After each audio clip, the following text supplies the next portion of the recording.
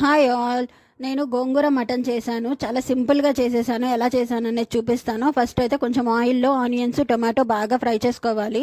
Next అది fry అయిపోయిన తర్వాత కొంచెం పెరుగు యాడ్ చేసుకున్నాను. నెక్స్ట్ అందులోకి సాల్ట్, కారము, ఇంకా ధనియాల పొడి, ఇంకా మటన్ మసాలా పౌడర్ వేసుకొని బాగా ఫ్రై అవ్వనివ్వాలి ఆయిల్లో. ఆయిల్ కొంచెం బాగా పైకి తేలిన తర్వాత అందులో మనం మ్యారినేట్ చేసి పక్కన పెట్టుకున్న మటన్ వేసి ఒక 10 మినిట్స్ అయితే బాగా కుక్ చేయాలి. ఆ తర్వాత ఒక 10 మినిట్స్ అయిపోయిన తర్వాత మనం ఆల్రెడీ ఇంతకుముందే గోంగూరని ఉడికించి మిక్సీ చేసుకొని పెట్టుకొని ఉన్నాము.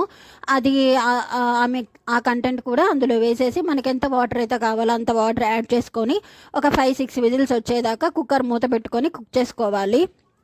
ఆ తర్వాత ఓపెన్ చేసి చూస్తే నాకు కొంచెం వాటర్ ఉన్నాయి, ముక్క ఇంకొంచెం ఉడకాలనిపించింది. అందుకని ఈ స్టేజ్లో కొత్తిమీర, కరివేపాకు యాడ్ చేసేసి ఇంకొంచెం సేపు నేను ఉడకనిచ్చేసాను. ఫైనల్గా అసలు గోంగూర మటన్ సూపర్ ఉంది. మా పాప చాలా బాగుందని చెప్పింది. మా హస్బెండ్కి కూడా చాలా నచ్చేసింది.